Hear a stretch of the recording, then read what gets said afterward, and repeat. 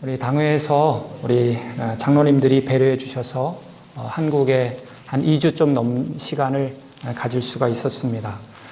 좋은 교회들을 방문을 했었는데요. 예수뿐인 교회, 또 예수 동행교회, 그리고 동일교회 이렇게 방문했습니다. 특별히 동일교회에 방문했을 때 목사님과 교제를 나누고 또 금요 철야 기도회에 이재수 장로님과 함께 참여했는데 깜짝 놀랐습니다. 우리 부모님들이 아이들과 함께 왔고 모든 설교 마친 후에 기도하는데 아이들이 다 강대상에 올라가서 주여 주여 부르면서 기도하는데 와, 성령의 은혜가 정말 그 가운데 가득 넘친 것을 경험하게 됐습니다. 사실 우리는 아이들을 데리고 오는 것을 부담스러워하고 아이들이 말씀을 잘 이해하지 못하면 어떻게 하나 하지만 그 교회 목사님은 아이들을 전혀 신경 안 쓰고 여전히 어른들을 향해서 전파되는 메시지였던 것 같은데 우리 아이들도 다 이해하는 눈치였습니다. 그 교회 모토가 내 자녀는 내가 책임진다.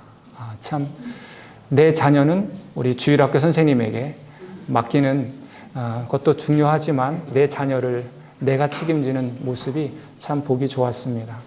특별히 예수뿐인 교회에서 또 목사님과 교제하는 가운데 또 설교도 할 수 있었는데 그 교회 목사님은 저에게 그런 말씀을 하세요. 목사님, 저는 이 세상에서 설교가 제일 쉽습니다.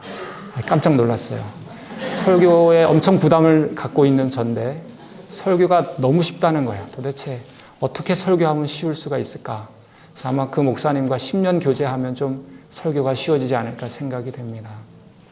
또 예수 동행교회에서는 유기성 목사님과 함께 사역했던 분이 이제 교회를 개척해서 또 사역을 하는데 예수 동행 일기를 통해서 예수님과 동행하는 시간들을 온 교우들과 함께 나누는 그런 모습이 참 보기에 좋았습니다.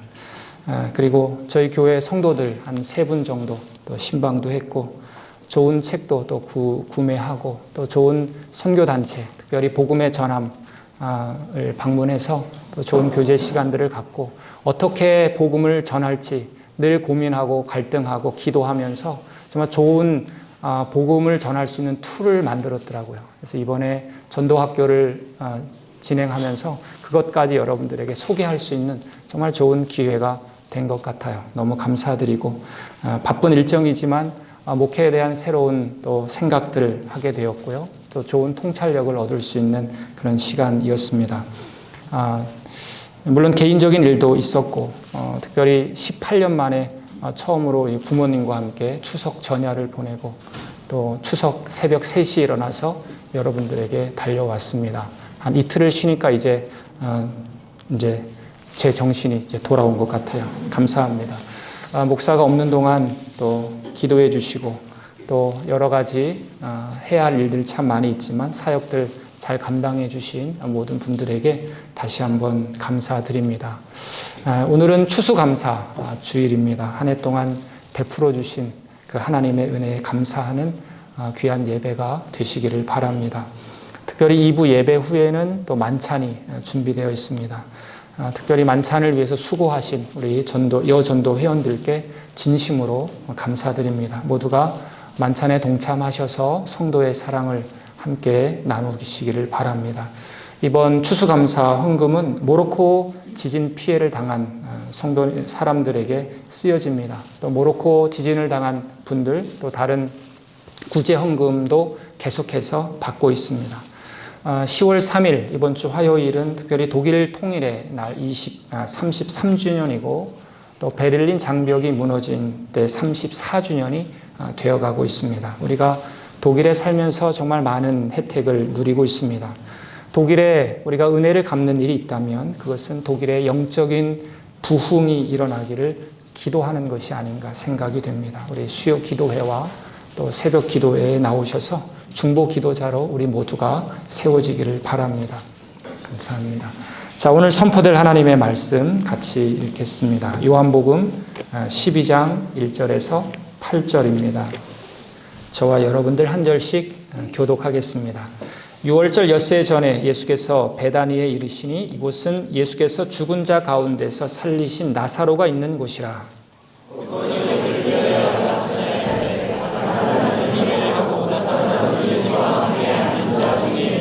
마리아는 지극히 비싼 향유 곧 순전한 나드 한 근을 가져다가 예수의 발에 붓고 자기 머리털로 그의 발을 닦으니 향유 냄새가 집에 가득하더라.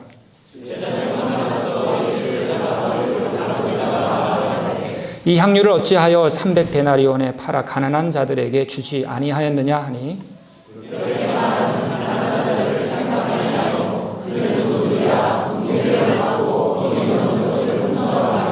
예수께서 이르시되 그를 가만두어 나의 장례할 날을 위하여 그것을 간직하게 하라. 가난한 자들은 항상 너희와 함께 있거니와 나는 항상 있지 아니하리라 하시니라. 아멘. 우리 함께 기도하겠습니다. 말씀으로 세상을 창조하시고 말씀으로 세상을 보존하시고 말씀으로 구원을 이루시고 말씀으로 새 생명을 주신 하나님을 찬양합니다. 추수감사 주일에 주께서 말씀하여 주시옵소서. 감사의 의미를 되새기게 하시고 베푸신 은혜가 얼마나 크고 놀라운지를 가슴으로 느끼고 하나님 우리의 삶의 현장에서 하나님 감사하며 살게 하여 주시옵소서. 예수 그리스도 이름으로 기도하옵나이다. 아멘. 할렐루야. 네. 오늘 우리는 추수감사 주일을 보내면서 감사로 우리 하나님 앞에 나아가고 있습니다. 하나님께서는 우리 성도들 한 분 한 분이 감사하는 것을 너무나 기뻐하고 또 좋아하십니다. 더군다나 감사가 하나님의 뜻이다라고 말씀하시면서 감사를 촉구하고 계신 것이죠. 그런데 정말 우리는 감사하며 살아가고 있는가? 라고 생각해 봤을 때 감사는 누구나 할 수 있는 것이 아니구나 하는 것을 깨닫게 됩니다. 하나님께서 오늘 우리에게 주신 그 은혜의 가치를 아는 사람만이 감사할 수 있는 것입니다. 은혜에 대한 깨달음이 바로 감사를 가능하게 한다고 하는 거죠. 어떤 환경 속에서도 내가 하나님 앞에 감사할 수 있다면 마귀는 힘을 잃게 될 것입니다. 어떠한 환경 속에서 하나님 앞에 믿음의 고백으로 감사로 나아갈 수 있다면 성령님께서는 더 강력하게 내 삶과 사역에 역사하실 줄로 믿습니다. 오늘도 말씀을 통해서 정말 기쁨의 감사가 내 안에서 흘러나오는 것을 경험하는 귀한 시간 될 수 있기를 축복합니다. 할렐루야. 여러분, 예수님께서는 지금 이 베다니라는 마을로 들어오셨습니다. 이 예수님을 위해서 나사로의 두 자매인 마르다와 마리아가 예수님을 위해서 잔치를 베풀고 있습니다. 왜 예수님을 위해서 잔치를 베풀었을까? 그 이유를 우리는 쉽게 찾을 수 있을 것 같습니다. 오늘 우리가 12장을 읽었는데 11장에서 병들었던 그 나사로가 죽게 되죠. 죽은 지 나흘이나 지났습니다. 썩어 냄새가 나죠. 그러나 예수님께서는 나사로야 나오라 라고 하실 때 죽었던 나사로가 살아서 나왔다고 하는 것입니다. 살아났다고 하는 것이죠. 여러분 누가복음 15장에 보게 되면 죽었다고 생각했는데 살아서 돌아온 사람이 있죠. 바로 돌아온 탕자, 둘째 아들, 여러분 기억하실 것입니다. 그런데 그 둘째 아들이 오는 것을 바라보면서 이 아버지가 얼마나 기뻐했는지 달려나가서 그 냄새나는 아들을 끌어안고 너무나 기뻐서 동네 사람들을 부르고 양과 소를 잡아서 잔치를 베풀었습니다. 이와 마찬가지가 아닌가 생각이 됩니다. 죽었다가 살아난 이 나사로가 얼마나 기뻤을까? 뭐 나사로뿐이겠습니까? 정말 아버지처럼 여겼던 이 마르다와 마리아, 그 나사로, 내 오빠가 살아났다. 여러분 얼마나 하나님께 감사했을까요? 나사로 때문에 이 잔치를 한다는 것도 우리는 1절, 2절 말씀을 통해서 볼 수 있습니다. 유월절 엿새 전에 예수께서 베다니에 이르시니 이곳은 예수께서 죽은 자 가운데서 살리신 나사로가 있는 곳이라. 거기서 예수를 위하여 잔치할세 마르다는 일을 하고 나사로는 예수와 함께 앉은 자 중에 있다.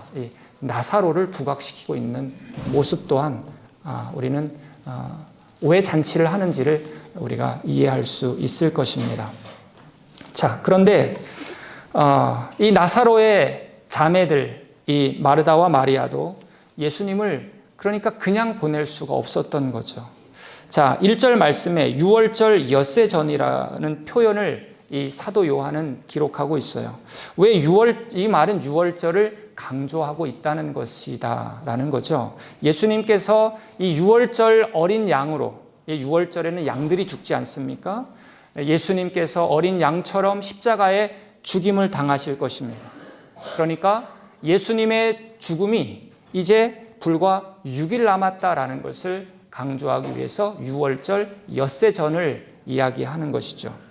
이 나사로의 자매들에게는 예수님을 위한 잔치를 베풀 수 있는 절호의 기회를 잡은 것입니다. 1절 말씀에 베다니를 이렇게 소개하고 있죠. 이곳은 예수께서 죽은 자 가운데서 살리신 나사로가 있는 곳이다. 베다니라는 동네는 죽었던 나사로가 살아난 곳입니다. 그 소문이 그 주변에 다 퍼져 있지 않겠습니까? 그러니까 베다니에 가면 죽었던 나사로를 만날 수 있다라는 거죠. 저는 오늘 이 말씀을 보면서 프랑크푸르트 사랑의 교회에 가면 예수의 부활이 내 부활이 되고 예수의 능력이 내 능력이 된 사람들을 만날 수 있습니다. 프랑크푸르트 사랑의 교회에 가면 예수님의 십자가를 경험한 사람들을 많이 볼 수 있습니다. 이런 소문이 날 수 있기를 축복합니다. 2절 말씀을 한번 보십시오. 나사로는 예수와 함께 앉은 자 중에 있다. 그러니까 나사로는 예수님과 함께 식사하고 있는 모습이죠. 그러니까 예수님과 함께 이야기를 나누면서 예수님과 함께 식사하고 있는 그 나사로, 얼굴에 기쁨과 감사가 있는 그 모습을 한번 떠올려 보시기를 바랍니다. 자, 그래서 1절 말씀에서 중반절에 이곳은 예수께서 죽은 자 가운데서 살리신 나사로가 있는 곳이다. 부활을 경험했죠. 그리고 2절 중반절에 그 나사로는 예수와 함께 앉은 자 중에 있다. 저는 이 말씀을 보면서 에베소서의 말씀이 생각이 납니다. 또 에베소서 2장 5절 6절 말씀을 한번 같이 읽겠습니다. 허물로 죽은 우리를 그리스도와 함께 살리셨고 너희는 은혜로 구원을 받은 것이라. 또 함께 일으키사 그리스도 예수 안에서 함께 하늘에 앉히셨다. 예수님께서 오늘 저와 여러분들을 죽은 자 가운데서 살리시고 일으키시고 부활 승천케 하셔서 하나님의 거룩한 보좌에 앉게 하겠다고 하는 말씀이죠. 오늘 예수님과 함께 앉아있는 나사로의 모습은 어쩌면 이 주님의 재림 사건 이후에 우리의 낮고 천한 몸을 예수님의 몸으로, 예수님과 같은 몸으로 변화시키셔서 천국의 그 거룩한 혼인잔치에 참여케 하실 것을 예표로 미리 보여주고 있는 것은 아닌가 생각해 보았습니다. 사랑하는 여러분, 우리의 인생은 이곳에서의 삶이 끝이 아닙니다. 반드시 주님 다시 오실 줄로 믿습니다. 믿음은 바라는 것의 실상이라고 했습니다. 그러므로 믿음을 가지고 있다면 바라보는 것이 있어야 됩니다. 그것이 소망이죠. 믿음을 가진 사람들에게는 소망이 있어야 된다는 거죠. 소망이 없는데 내가 믿음이 있다. 그건 좀 생각해 봐야 되지 않을까요? 무엇에 대한 소망을 가져야 될까요? 무엇을 우리는 바라봐야 될까요? 여러분 혹시 이 세상에 썩을 것만 바라보고 있지는 않습니까? 하나님의 나라 예수 그리스도를 우리가 바라봐야 될 줄로 믿습니다. 우리는 믿음, 소망, 사랑 중에 사랑이 최고라고 생각하고 또 우리가 예수님 믿을 때 믿음이 최고라고 생각해서 소망은 별로 중요시 여기지 않는 것 같습니다. 그러나 믿음, 소망, 사랑 왜 가운데 뒀을까 한번 생각해 봅니다. 여러분 이 소망이 없는 믿음 과연 믿음이라고 할 수 있을까요? 자, 사랑을 베푸는데 소망이 없다. 하나님 나라가 없다. 그렇다면 그 사랑은 그냥 인간적인 사랑으로 전락해 버리지 않을까요? 그렇습니다. 우리는 예수 그리스도 하나님의 나라를 날마다 바라보아야 됩니다. 눈물이 없고 정말 사망이 없는 영원한 하나님의 나라가 있는 것입니다. 할렐루야. 정말 우리 모두 그 소망을 가지고 이 땅 가운데서 능력 있게 살아가시기를 축복합니다. 자, 그런데 오늘 이 잔치 자리에 보니까 이 마리아는 돌발 행동을 하고 있어요. 우리 3절 말씀을 같이 읽습니다. 마리아는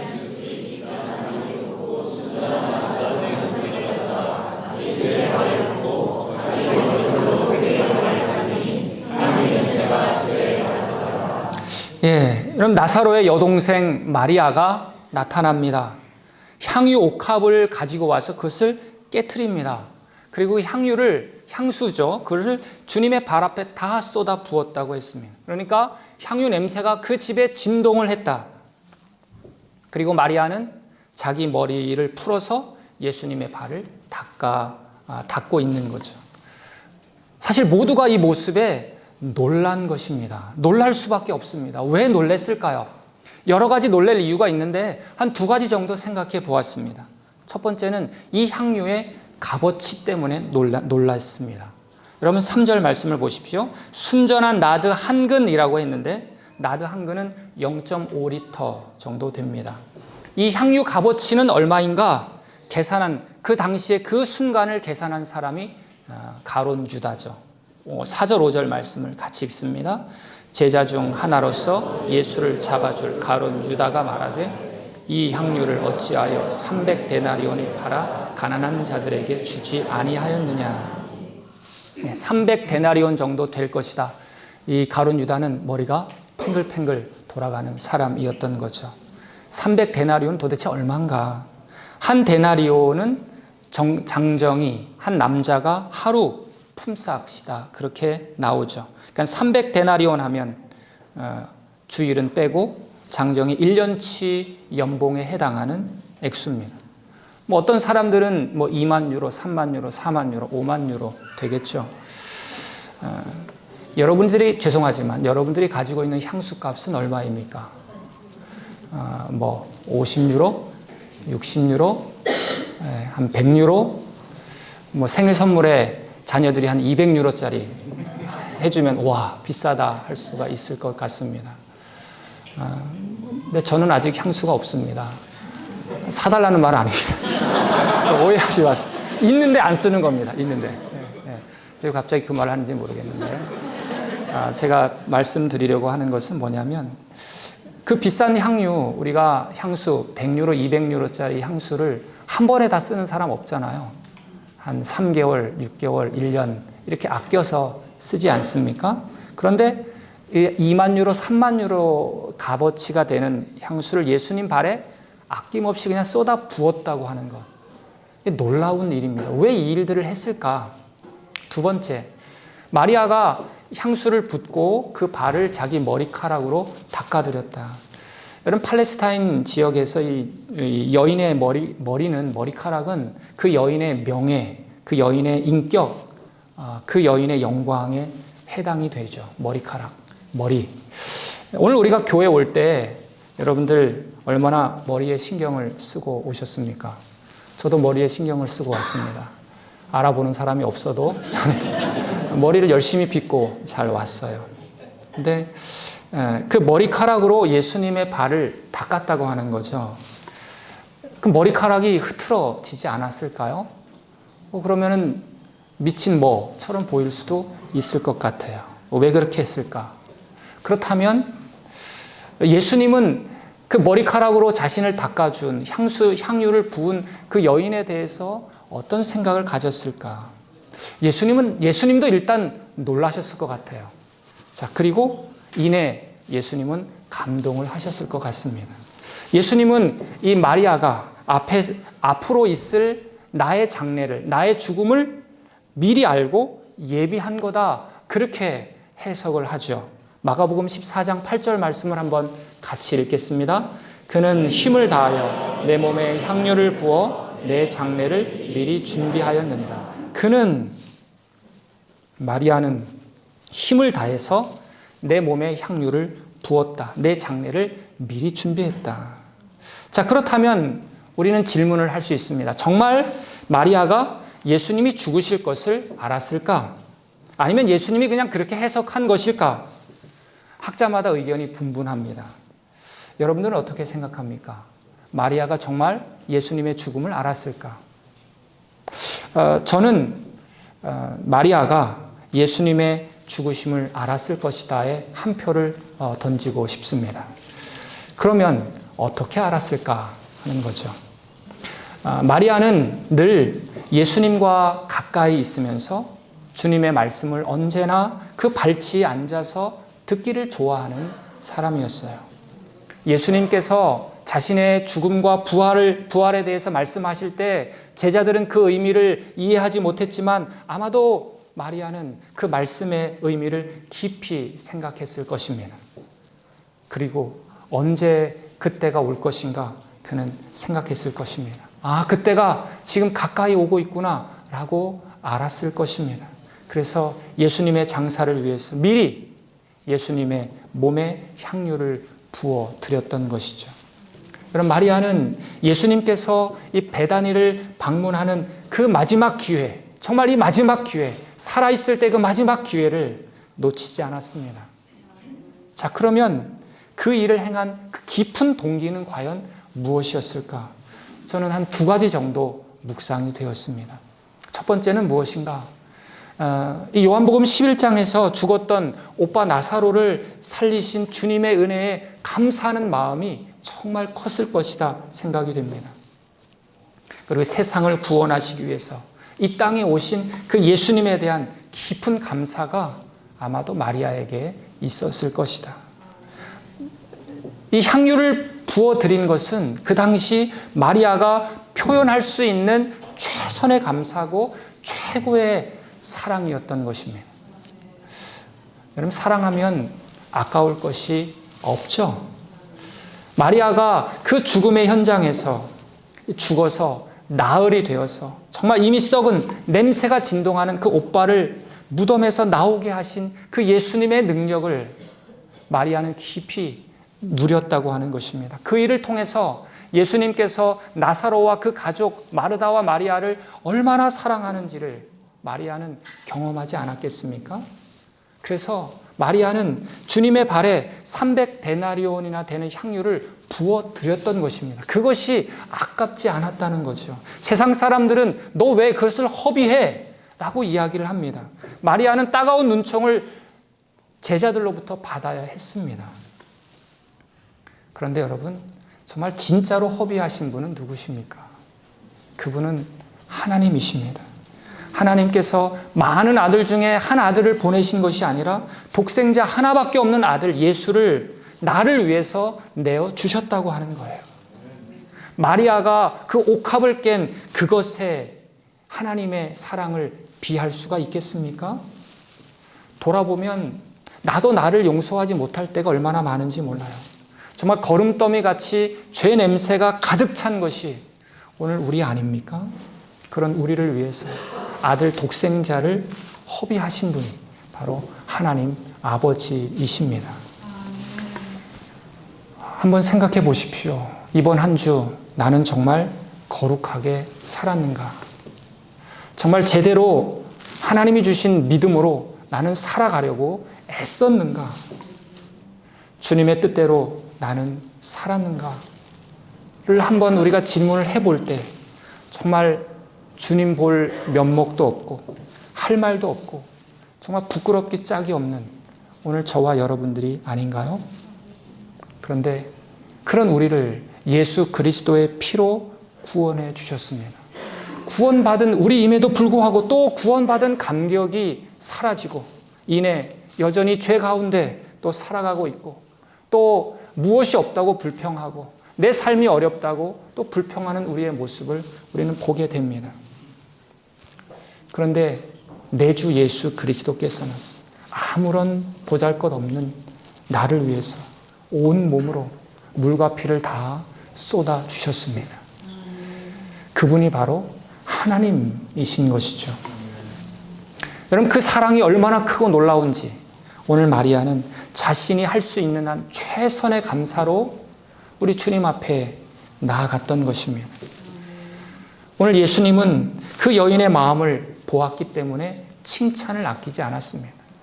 어느 말씀에 보게 되면 이 여자의 행한 일이 복음이 전하는 곳곳마다 이 여자의 행한 일도 알게 하라고까지 이야기를 한 것이죠.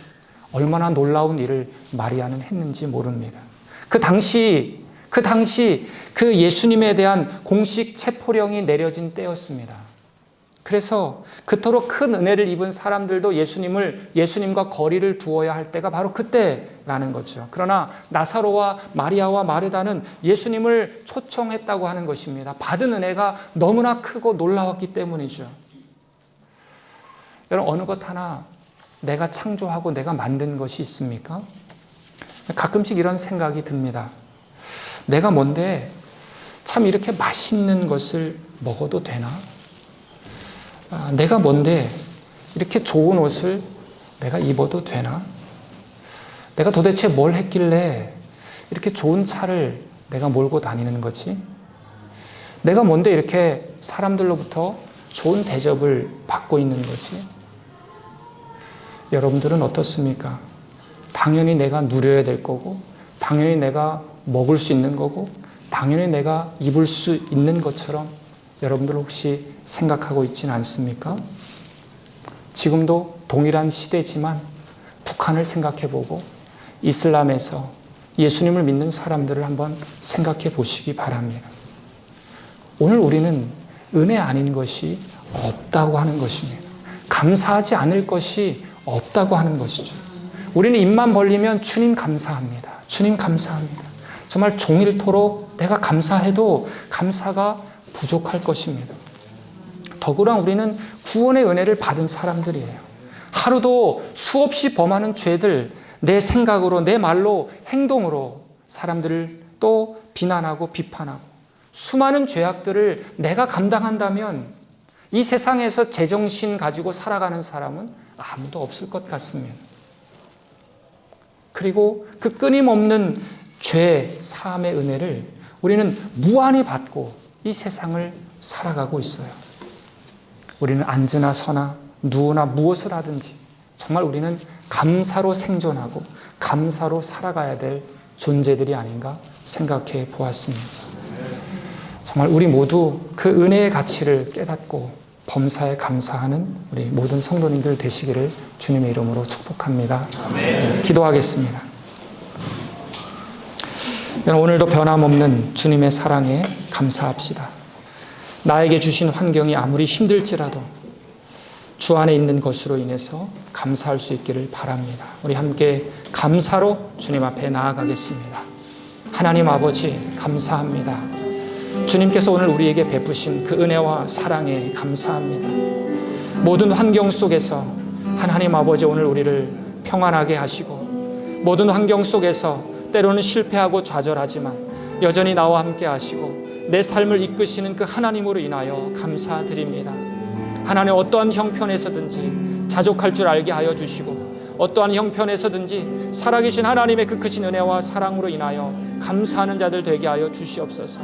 하나님 아버지 가장 중요한 하나의 영혼 구원의 감사가 우리 가운데 있음에 또한 감사합니다.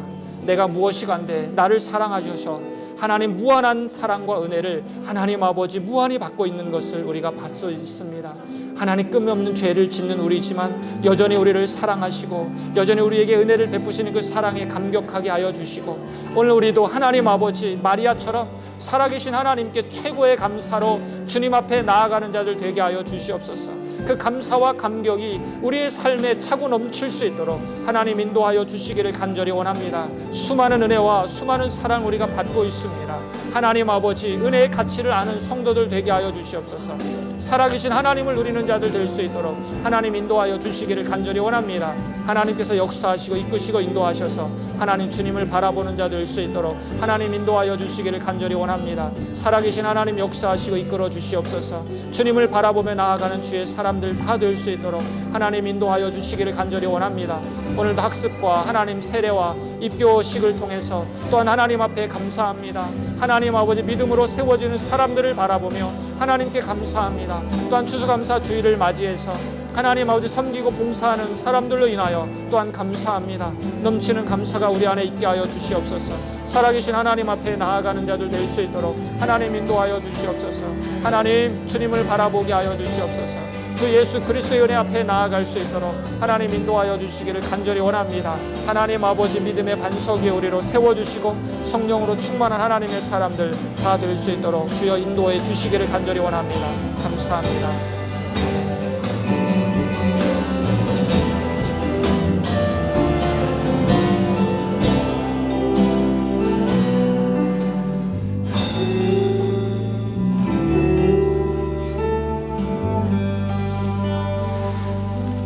하나님 아버지, 짧은 시간 마리아의 감사를 생각해 보았습니다. 오늘 우리도 감사로 날마다 하나님께 나아가게 하시고 매일매일 감사의 삶을 통해서 주님께 영광 돌리게 하여 주시옵소서. 말씀과 기도로 하나님과 더 깊은 교제를 통해서 내 안에 감사가 흘러 넘치게 하여 주시옵소서.